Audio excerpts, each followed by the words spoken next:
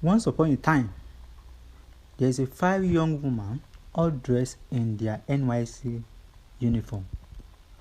We are deployed to the Africa village named Oile. The village was a wonder, the years smile of a ripe fruit, and the tree danced in the breeze, and the hill stood tall like a giant god watching over the land. The villagers welcomed the corps member with wide smile and bringing gifts of yam and plantain and clothes. The couple felt like twins. The villager told them, "You are welcome here, but remember, our culture is scared. Expect our way, and you will live in peace in this village."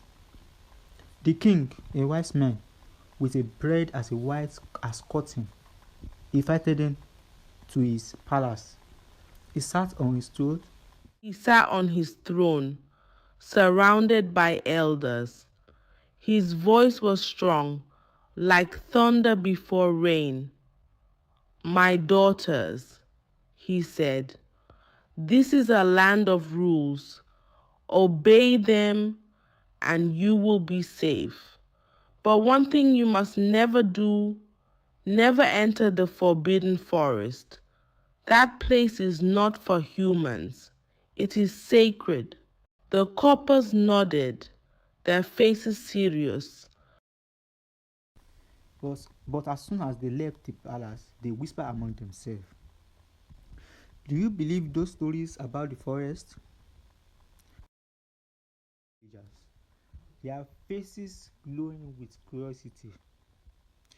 A little girl, no other than 10, stepped forward.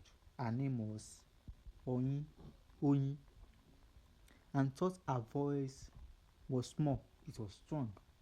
"Tonight," she began, "I will tell you about forbidden forest." The crowd leaned closer. If the copper ate their breath, "The forest is alive," Oyin said, her eyes sparkling. It has, it has eyes that see everything. Deep inside stand a tree. He whispered to her friend. After the tale, the villager clapped and began to leave, but Copper stayed behind, their hearts racing. That was just a story to scare us. Somebody said firmly, "We are educated, we could find out the truth ourselves." But the king warned us. Amaka frowned.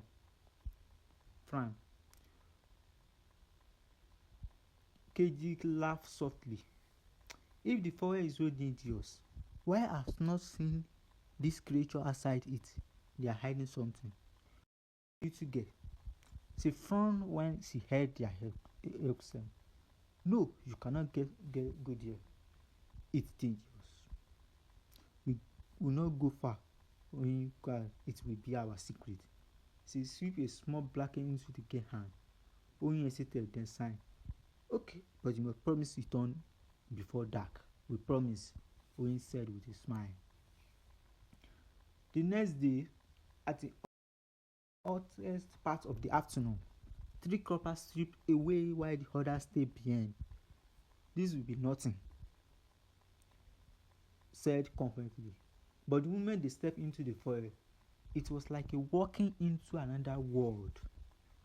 The air was cooler, and the trees were tall and thick, their leaves shimmering with strange colors. Flowers of every shade bloomed, and the ground sparkled as if sprinkled with stars. "This is beautiful," Amaka whispered, her eyes wide. But as they ventured deeper, the magic began to fade. The trees grew darker, their branches twisting like claws. The air became heavy, and the once sweet scent turned sour. "Does anyone else feel strange?" Ada asked, her voice shaky. Uyi waved her hand dismissively. It's just your mind playing tricks. Let's keep going. They walked on, unaware that the forest was watching them. And with every step, they were walking straight into its trap. The forest grew quieter with every step. Even the birds stopped singing, and the wind felt like it was holding its breath. The Corpers moved slowly now, their laughter replaced by uneasy whispers. I don't like this, Amaka said, clutching her scarf tightly. Uyi rolled her eyes, though her own heart was beating faster.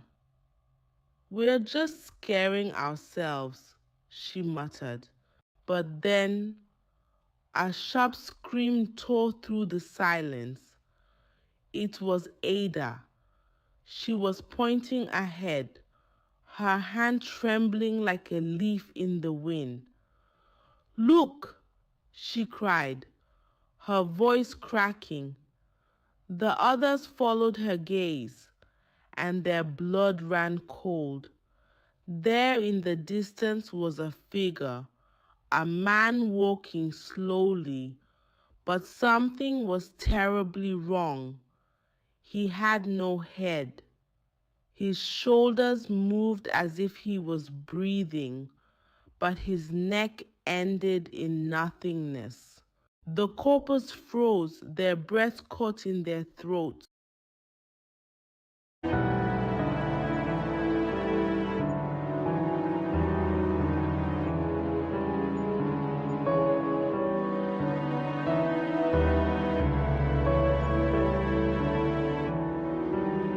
Before they could gather their thoughts, strange creatures began to emerge from the shadows.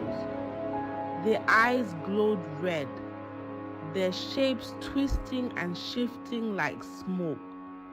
Some looked like animals, others like humans, but none of them were natural. The corpers clung to each other, their fear spilling out in choked sobs.